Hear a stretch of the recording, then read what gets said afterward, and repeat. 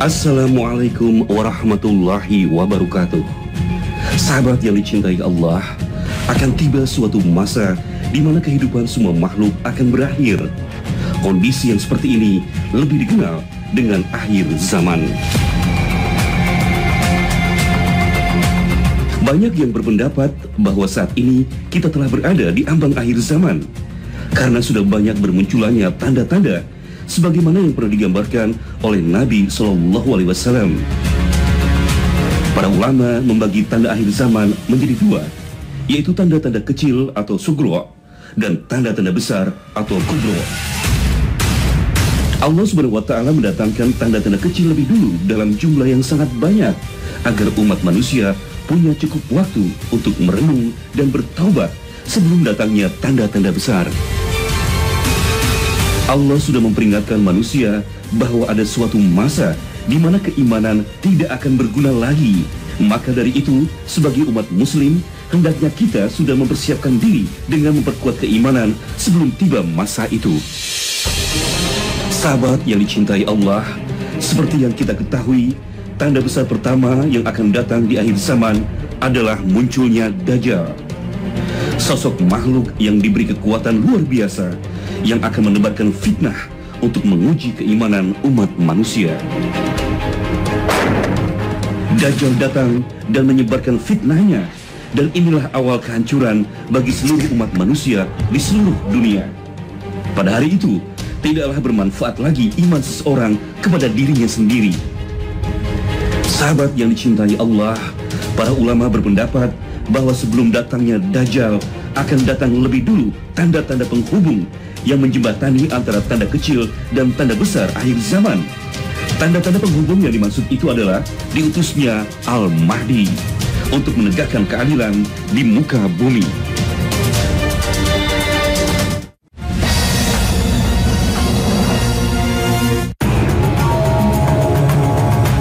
Assalamualaikum warahmatullahi wabarakatuh.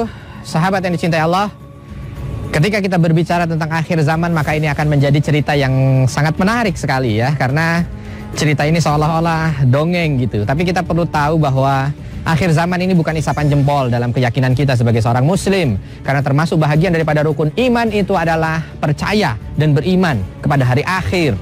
Termasuk bahagian daripada hari akhir ini bukan hanya kejadian hari akhirnya saja, tidak, tetapi hal-hal yang akan Allah jadikan, hal-hal yang akan Allah adakan, ciptakan sebelum hari akhir ini terjadi. Maka dari itu sahabat yang dicintai Allah, mari kita sama-sama meningkatkan keimanan kita dengan bercerita tentang akhir zaman. Cerita akhir zaman bukan hanya sekedar untuk membuat kita takut. Cerita akhir zaman bukan membuat kita putus asa. Tapi cerita akhir zaman adalah hal yang mampu harusnya sebagai seorang mukmin menjadikan dia sebagai motivasi kita untuk memperbanyak bekal dan amal soleh. Sehingga karena kita sebagai seorang mukmin sudah jelas bahwa dunia ini pasti berakhir, maka kita mencoba untuk mengumpulkan bekal sebanyak-banyaknya untuk kehidupan yang hakiki setelah kematian dan setelah kehidupan di dunia. Ikuti perjalanan saya dalam episode Poros Surga kali ini bersama dengan saya Arifin Nugroho.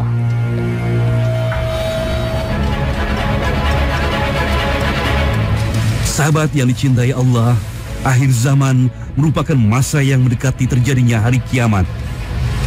Dalam berbagai riwayat dijelaskan, menjelang terjadinya kiamat besar, maka akan terjadi petaka dan huru-hara yang akan melanda manusia, khususnya umat Islam. Kekacauan dan konflik menyebar ke seluruh belahan dunia, laksana jamur di musim hujan. Di tengah kekacauan itulah, atas izin Allah SWT, muncul sosok seorang pemimpin yang berjiwa adil, yang menumpas semua bentuk kezaliman di dunia. Sosok pemimpin inilah yang disebut sebagai Imam Mahdi. Sebagaimana Rasulullah SAW pernah bersabda, andaikan dunia tinggal sehari, sungguh Allah akan panjangkan hari tersebut, sehingga diutus padanya seorang lelaki dari ahli baitku. Namanya serupa namaku, dan nama ayahnya serupa nama ayahku. Ia akan penuhi bumi dengan kejujuran dan keadilan, sebagaimana sebelumnya dipenuhi dengan kezaliman dan penganiayaan. Hadis riwayat Abu Daud. Imam Mahdi diriwayatkan akan mengibarkan panji-panji jihad fisabilillah dan memerdekakan negeri-negeri Islam yang dikuasai oleh kaum yang zalim. Namun pertempuran besar yang sesungguhnya baru akan terjadi ketika pasukan Imam Mahdi bertemu kelompok yang dipimpin oleh seorang manusia bernama Dajjal. Dajjal dan pasukannya akan membawa fitnah paling dahsyat sepanjang sejarah manusia. Bentuk fitnah dan kebohongan Dajjal diantaranya adalah mengaku sebagai Tuhan, bisa mengatur matahari, bisa mengatur turunnya hujan dan tumbuhnya tanaman.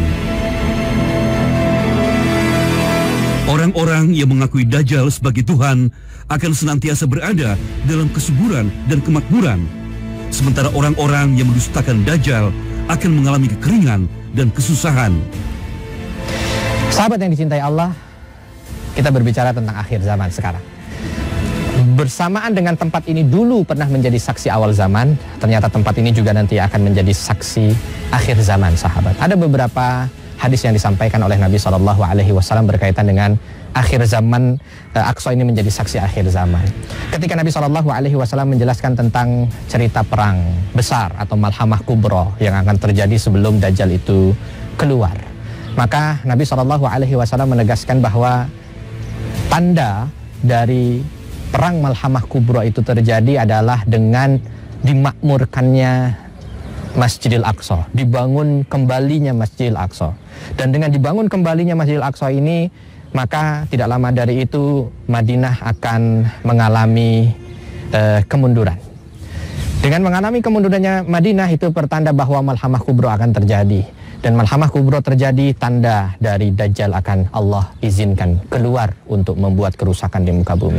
Jadi ternyata sahabat yang dicintai Allah, tanah ini juga menjadi bahagian daripada tanda-tanda dari kiamat. Mungkin saat ini tempatnya nyaman, damai dan tenang, tapi nanti di akhir zaman tempat ini akan menjadi saksi bahwa ketika tempat ini kembali dibangun dengan baik, maka nanti tanda-tanda berikutnya akan datang sampai dengan Dajjal hadir. Bahkan ada beberapa riwayat nanti di akhir zaman semua manusia, walaupun saat ini mungkin banyak yang tidak mau hadir ke sini, tapi nanti di akhir zaman semua manusia berkeinginan dan bercita-cita mereka bisa datang ke sini dan memiliki tanah walaupun hanya sejengkal di tanah Baitul Maqdis, karena begitu mulianya tanah ini nanti di akhir zaman.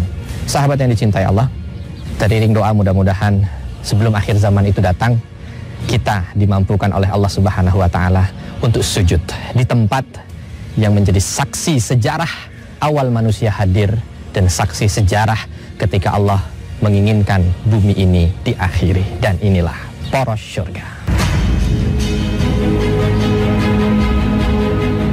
Sahabat yang dicintai Allah, jauh di luar Baitul Maqdis, tepatnya di kota Damaskus, Suriah, ada juga tempat yang akan menjadi istimewa pada masa akhir zaman. Inilah menara di Masjid Agung Umawi. Menara yang satu ini banyak dicatat oleh para ulama karena di menara inilah kelak di akhir zaman Nabi Allah Isa alaihissalam akan diturunkan ke muka bumi untuk mengemban misi dari Allah Subhanahu wa taala. Itu sebabnya menara ini disebut dengan menara Nabi Isa alaihissalam atau dinamakan juga Manaratul Baydai atau menara putih. Sesuai dengan sabda Rasulullah SAW bahwa tempat turunnya Nabi Isa alaihissalam di akhir zaman adalah menara putih di sebelah timur Damaskus. Dalam hadis lain juga diriwayatkan bahwa tempat masuknya Nabi Isa alaihissalam di Baitul Maqdis terletak di sebuah gerbang yang dinamakan gerbang Babur Rahman. Di antara misi utama Nabi Isa setelah turun ke bumi adalah menghadapi Dajjal, sang perusak. Disinilah kekuatan Dajjal yang sebelumnya begitu dahsyat seperti tidak berarti ketika menghadapi Isa alaihissalam, sang putra Maryam. Sahabat yang dicintai Allah, ini adalah salah satu bentuk gerbang yang ada di Masjidil Aqsa, namanya Babur Rahmah. Ada 13 pintu gerbang besar yang ada di komplek Masjidil Aqsa ini, tapi sekarang 3 diantaranya ditutup, yang terbuka hanya 10 gerbang ya. Dan ini merupakan gerbang yang juga ditutup oleh Israel ya. Sahabat yang dicintai Allah, kita perlu tahu bahwa salah satu tanda dari hari akhir itu adalah turunnya Nabi Isa alaihi salam kembali. Nabi SAW menegaskan bahwa nanti Nabi Isa alaihi salam di akhir zaman akan turun mengenakan pakaian yang dicelup dengan minyak za'faran. Lalu beliau turun dibawa oleh dua malaikat, ya. Tangan beliau berada pada sayap malaikat tersebut. Bahkan ketika beliau sedikit mengangkat kepala ke atas, maka dari rambutnya akan keluar butiran-butiran cairan yang itu merupakan bahagian daripada intan permata, ya. Bagi orang-orang kafir yang mencium bau wanginya, maka dia akan wafat, mati, meninggal dunia. Terus sampai dari sana beliau akan bergabung dengan pasukannya Al-Mahdi. Salah satu ada yang menyebutkan bahwa nanti akan bertemu di lokasi ini, di Masjidil Aqsa, dan beliau akan masuk. Ada yang menyebutkan masuknya melalui Babur Rahmah ini, masuk dari pintu ini lalu sholat bersama dengan Al-Mahdi. Dan ketika sholat bersama dengan Al-Mahdi, kaum muslimin kala itu meminta agar Nabi Isa menjadi imam di antara kaum muslimin. Tapi dalam sebuah hadis sahih yang diriwayatkan oleh Imam Muslim, Nabi Isa mengatakan, la ba'dukum ala ba'd umara. Tidak, di antara kalian, bagi kalian ada pemimpin. Maksudnya adalah Al-Mahdi.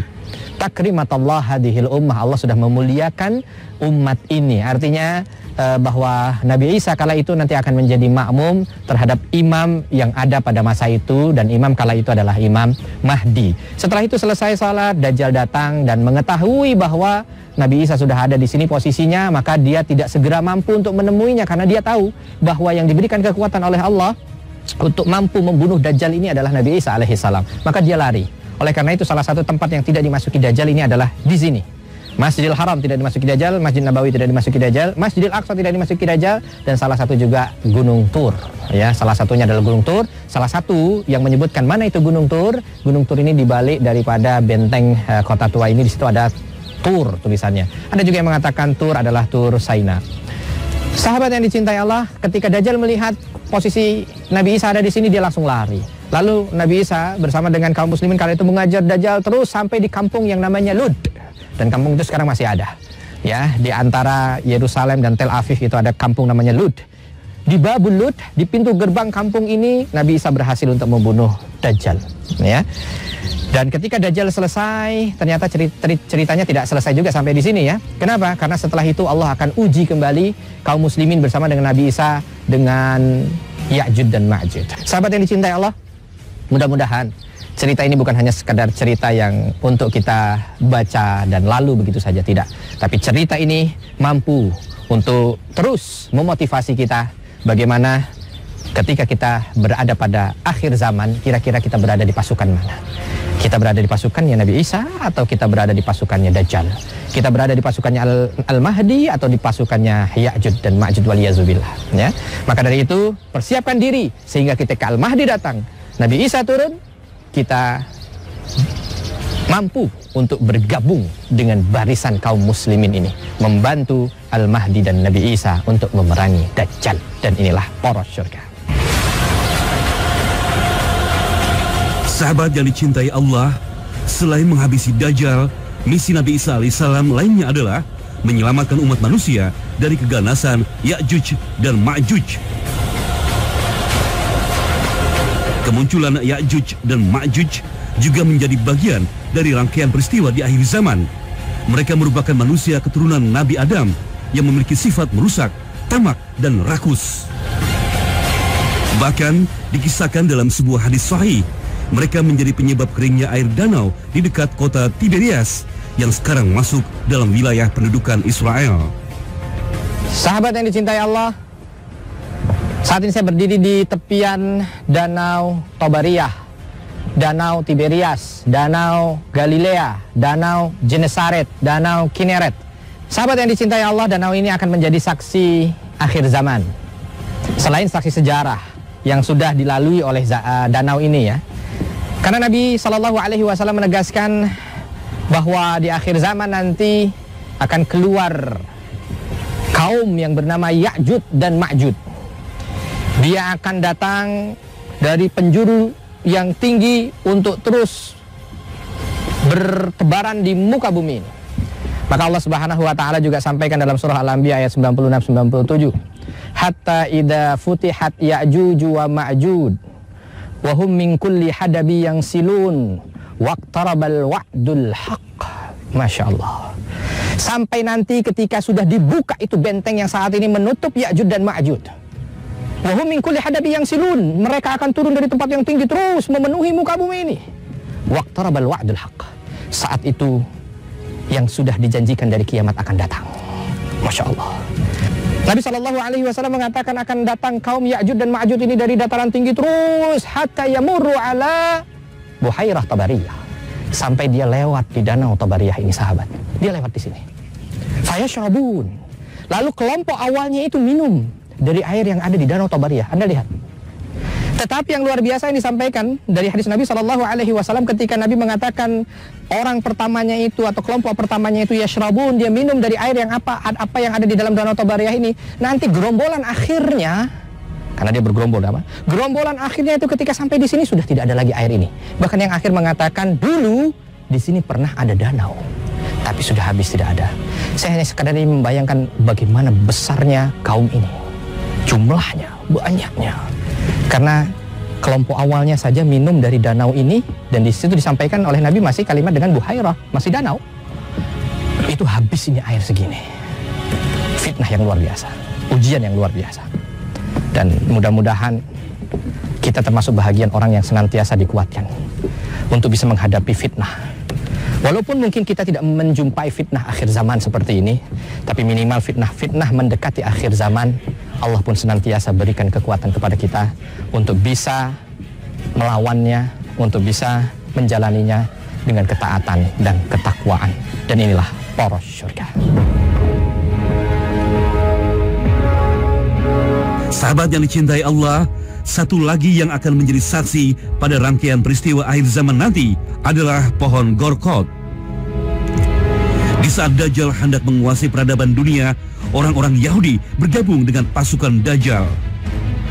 Ketika Nabi Isa alaihissalam berhasil menghancurkan seluruh kekuatan Dajjal, kaum Yahudi juga ikut tercerai-berai, lari menyelamatkan diri. Dari Abu Hurairah radhiyallahu anhu bahwa Nabi SAW bersabda, tidak akan terjadi hari kiamat hingga muslimin memerangi Yahudi. Orang-orang Islam menghancurkan Yahudi sampai Yahudi bersembunyi di balik batu dan pohon. Namun batu atau pohon berkata, wahai muslim, wahai hamba Allah, inilah Yahudi di belakangku. Kemarilah dan bunuh saja, kecuali pohon Gorkot, karena termasuk pohon Yahudi. Hadis riwayat Muslim. Sahabat yang dicintai Allah, inilah dia salah satu bentuk pohon Gorkot ya, yang nanti di akhir zaman dia akan menjadi pelindung bagi orang-orang Yahudi ketika Imam Mahdi bersama dengan kaum muslimin berperang memerangi Dajjal. Yahudi akan bersama dengan Dajjal, dan ketika itu kaum muslimin mendapatkan kemenangan dan hampir semua Yahudi ini terbunuh karena setiap yang bersembunyi di belakang apapun bendanya, benda itu akan berkata bahwa di belakangnya ada Yahudi, silahkan bunuh. Di belakangku ada Yahudi, silahkan bunuh, kecuali Gorkot ini saja. Karena apa? Karena ketika orang Yahudi bersembunyi di belakang pohon ini, Gorkot diam saja dan tidak berbicara sama sekali. Maka kalau kita lihat, banyak sekarang ini pohon Gorkot tumbuh di sekitaran daerah Israel, walaupun saat ini kita mendapatinya di pinggir jalan tol. Dan inilah poros surga. Kenyataannya, kaum Yahudi juga meyakini hadis yang disampaikan oleh Rasulullah SAW. Mereka tidak hanya menggunakan teknologi canggih untuk menghadapi gempuran dan serangan dari para pejuang Palestina. Mereka juga menggunakan cara yang cenderung lebih tradisional, seperti menanam pohon Gorkot. Sahabat yang dicintai Allah, Danau Galilei atau Danau Tiberias adalah sebuah danau yang terletak di dekat dataran tinggi Golan di sebelah utara Palestina. Saat ini, wilayah Danau Tiberias atau Tobariyah merupakan salah satu objek wisata yang ada di negara Israel. Danau ini menjadi danau air tawar terluas di Israel dan danau kedua terdalam setelah Laut Mati. Di dasar danau terdapat mata air yang ikut mengisi danau, meskipun sumber utamanya berasal dari Sungai Yordan yang mengalir dari utara ke selatan. Sahabat yang dicintai Allah, saat ini saya sedang berada di atas kapal yang membawa saya untuk berkeliling Danau Galilea. Ya. Danau Galilea ini kalau nama Yunaninya Danau Galilea. Berdekatan dengan kota Tiberias, maka juga ada yang menyebut danau ini sebagai Danau Tiberias. Ya. Nah, kalau di dalam agama kita gitu ya, di dalam hadis disebutkan bahwa danau ini disebut dengan nama Tabariyah. Apa yang perlu kita ambil pelajaran dari danau ini, sahabat? Ada beberapa. Satu, bahwa danau ini merupakan tanda akhir zaman, karena dalam hadis yang diriwayatkan dari Tamim Ad-Dari, karena kala itu beliau sebagai seorang pelaut Arab, ketika naik kapal, tiba-tiba kapalnya itu mengalami badai ombak yang luar biasa besar sehingga beliau terdampar di satu pulau. Yang di pulau itu dia tidak tahu di mana letaknya, kala itu bertemu dengan satu binatang melata yang disebut dengan jassasah ya. Tapi ini binatang yang belum pernah juga dilihat dan bisa berbicara dengan bahasa manusia. Singkat cerita, binatang ini menunjuk kepada arah goa. Di arah goa itu dia segera lari, sahabat ini tadi. Ketika sampai di goa ternyata ada makhluk yang jauh lebih mengerikan lagi. Seperti kita manusia, tetapi tangan dan lututnya itu dibelenggu ke arah leher, lalu bertanya dengan beberapa pertanyaan. Ya, salah satu dari pertanyaan itu adalah dia menanyakan tentang posisi danau Tabariyah ini. Lalu sahabat Tamim Ad-Dari bertanya, apa yang kau tanyakan tentang Tabariyah? Dajjal kala itu ya, ini karena sudah diketahui bahwa makhluk ini adalah Dajjal. Dajjal bertanya, bagaimana dengan airnya? Apakah dia masih ada? Maka sahabat Tamim Ad-Dari kala itu menjawab, ada, masih ada airnya. Maka Dajjal mengatakan kalau itu sudah mengering, kalau itu danau sudah mengering, maka Allah akan izinkan saya untuk keluar dari tempat persembunyian ini, atau dari tempat kerangkeng yang Allah kerangkeng Dajjal di lokasi tersebut. Sahabat yang dicintai Allah, luar biasa ya. Ternyata ada beberapa daerah yang daerah itu merupakan bahagian daripada tanda-tanda akhir zaman. Bukan kita untuk meneliti tempat itu. Kalau disebutkan bahwa danau Tabariyah ini nanti akan mengering, itu merupakan tanda bahwa Dajjal akan keluar, sehingga kita tiap hari mengurusi debitnya kurang atau tidak. Bukan hanya sekedar itu, tetapi mengambil lebih kepada apa yang disampaikan oleh Nabi SAW, badiru bil a'mali fitanan. Kalau terjadi fitnah-fitnah akhir zaman, kalian sudah lihat ada nampak tanda-tandanya, bersegera untuk beramal soleh. Nah, insya Allah mudah-mudahan ini juga begitu. Kita dengar beritanya dari sini bahwa air debitnya menurun, walaupun sekarang masih panjangnya 22 km, lebarnya 12 km dengan ketinggian dengan kedalaman hampir 50 meter. Artinya masih luas sekali. Ini bahkan kalau kita lihat itu hampir mirip dengan Laut Mati juga luasnya ya. Tetapi tiap hari ada penurunan, tiap tahun ada penurunan. Apa yang disampaikan oleh Nabi SAW ini wahyu dari Allah dan pasti tidak akan ada salahnya. Dan bagi kita, bagaimana kita harus mampu untuk mengambil hikmahnya. Mudah-mudahan dari danau Tabariyah ini mampu meningkatkan manusia. Dan inilah poros syurga.